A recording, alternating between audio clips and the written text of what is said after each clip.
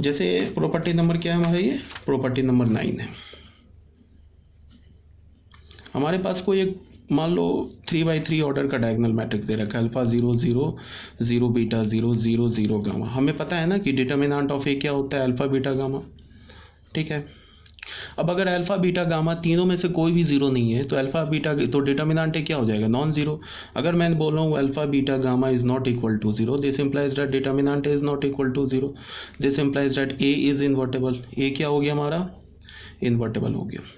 अब अगर ए इन्वर्टेबल हो गया तो ए इन्वर्स एग्जिस्ट करेगा। तो ए इन्वर्स निकालने का देखो कैसे निकालेंगे डायगोनल मैट्रिक्स का इन्वर्स, अल्फा 0 0 0 बीटा 0 0 0 गामा, इसका इन्वर्स निकालना है। तो तुम्हें याद कैसे रखोगे, ये जो -1 पावर लिखा है ये इन्वर्स वाला पावर लिखा है, इस -1 पावर को अल्फा बीटा जो डायगोनल के एलिमेंट्स है ना उसके अंदर कर दो, तो हो जाएगा alpha two the power -1 0 0 beta two the power -1 0 0 0 gamma two the power -1। ठीक है, तो ये बस ऐसे हो जाएगा। अब ये तो अल्फा रियल नंबर है ना, तो इसको हम कैसे लिख सकते हैं, 1/अल्फा 0 0 0 1/बीटा 0 0 0 1 गामा। तो ये ए इन्वर्स हो गया। तो डायगोनल मैट्रिक्स का इन्वर्स निकालना तो बहुत आसान है, कोई प्रॉब्लम ही नहीं है इसमें। तो ये बात यहाँ बोला हुआ प्रॉपर्टी नंबर 9 में। ठीक है, अब बच्चे आ जाओ प्रॉपर्टी नंबर 10 में। The inverse of an invertible symmetric matrix is a symmetric matrix. क्या बोल रहा है कि हमारे पास कोई एक सिमेट्रिक मैट्रिक्स है। ठीक है, सिमेट्रिक मैट्रिक्स किसे बोलते हैं, at is equal to A transpose, तो वो सिमेट्रिक हो जाता है। तो अगर कोई हमारे पास एक सिमेट्रिक मैट्रिक्स है और वो सिमेट्रिक मैट्रिक्स इन्वर्टेबल भी है, मीन्स क्या होगा कि उस सिमेट्रिक मैट्रिक्स का जो डिटर्मिनेंट होगा वो 0 के इक्वल नहीं है। तो क्या बोल रहा है कि अगर ऐसे इन्वर्टेबल सिमेट्रिक मैट्रिक्स का तुम इन्वर्स निकालोगे तो वो उसका जो इन्वर्स आएगा वो भी एक सिमेट्रिक मैट्रिक्स ही होगा, ये बोल रहा है। तो क्या बोल रहा है, ए हमारे पास प्रॉपर्टी नंबर 10 में, प्रॉपर्टी नंबर 10 में क्या बोल रहा है, ए जो है हमारे पास एक इन्वर्टेबल सिमेट्रिक मैट्रिक्स है। सिमेट्रिक मैट्रिक्स है, इन्वर्टेबल बोलने का मतलब कि ए का डिटर्मिनेंट 0 के इक्वल नहीं है, सिमेट्रिक भी बोला है साथ में, तो A is equal to A transpose. तो ये दो इन्फॉर्मेशन तो गिवन है। अब हमें क्या प्रूफ करना है कि ए का जो इन्वर्स होगा वो भी एक सिमेट्रिक मैट्रिक्स ही होगा। तो हमें क्या प्रूफ कर देना है, ए इन्वर्स का ट्रांसपोज लेंगे वो ए इन्वर्स के इक्वल होगा। अगर हमने ऐसा प्रूफ कर दिया तो इसका क्या मतलब हुआ, A inverse is also symmetric. तो बस कोई बात नहीं है, ये तो प्रॉपर्टी हमने ऐसे पढ़ा है ना अभी कि किसी मैट्रिक्स का इन्वर्स लेके ट्रांसपोज लो या ट्रांसपोज लेके इन्वर्स लो, एक ही लाइन में प्रूफ हो जाएगा। ये अभी हमने प्रॉपर्टी पढ़ के आ रहे हैं इससे पहले। अब यहाँ पे क्या है, A is equal to A transpose, sorry this is transpose not inverse, sorry, A is equal to A transpose given है।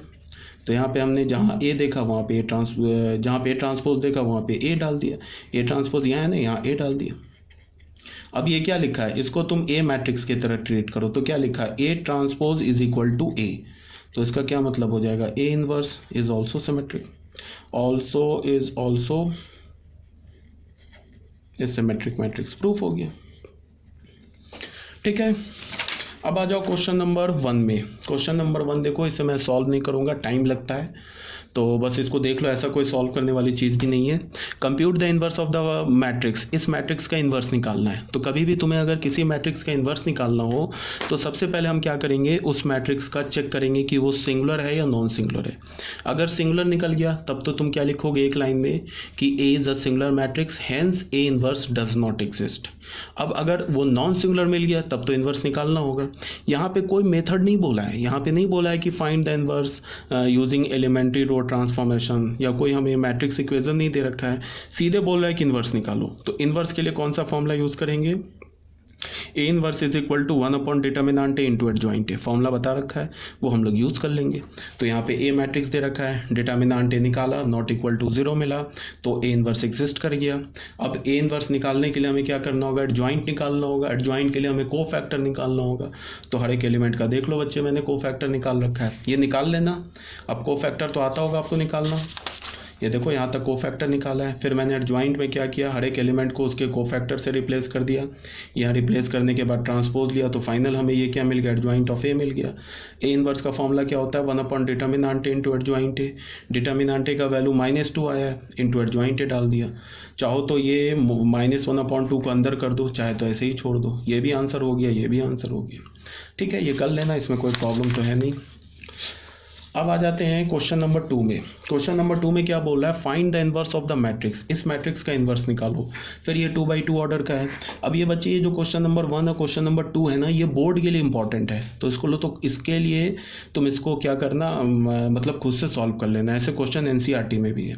तो हमने सबसे पहले इसका डिटर्मिनेंट निकाला, वो 12 आ गया, जो कि 0 के इक्वल नहीं है, तो नॉन सिंगुलर इनवर्स एग्जिस्ट करेगा। अब ये 2x2 ऑर्डर का मैट्रिक्स है, तो अब याद करो मैंने 2x2 ऑर्डर के मैट्रिक्स के लिए डायरेक्ट एडजॉइंट निकालने का मेथड बताया था। क्या बोला था कि डायगोनल एलिमेंट को आपस में रिप्लेस कर दो, इंटरचेंज कर दो, और जो ऑफ डायगोनल है, ठीक है ना, उसका साइन चेंज कर दो। तो यहाँ पे हमने क्या निकाला, direct change the diagonal elements and change the sign of diagonal elements. सीधे एडजॉइंट आ गया, फिर ये फॉर्मूला लगा दिया, आंसर आ गया। ठीक है, अब ये आ जाओ क्वेश्चन नंबर 3 में। ये कर लेना सॉल्व। अगर मैं करूँगा तो अभी बैठ के मैं कोफैक्टर निकालूंगा, तो उसका कोई मतलब तो बनता नहीं है। कोफैक्टर ऑलरेडी मेरे निकालने से तुम तो सीख नहीं जाओगे, ऑलरेडी मैंने निकाल रखा है। ठीक है, तो ये खुद से सॉल्व कर लेना। अब आ जाओ क्वेश्चन नंबर 3 में। क्वेश्चन नंबर 3 क्या बोल रहा है,